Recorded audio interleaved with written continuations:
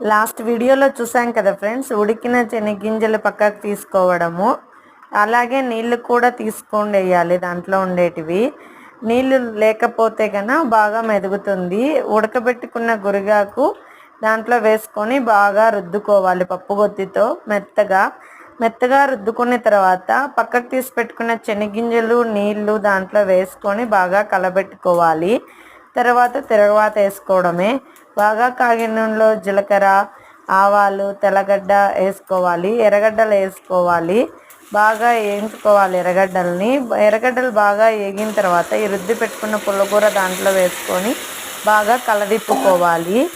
బాగా ఉడికిన తర్వాత దీన్ని దించేసుకోవడమే. గురిగాకు పుల్లగూర రెడీ. మీ ఊర్లో గురిగాకు దొరికేటి కంటే ఒకసారి ట్రై చేసి చూడండి ఫ్రెండ్స్. ప్లీజ్ సబ్స్క్రైబ్ చేసుకోండి, అలాగే లైక్ చేయండి.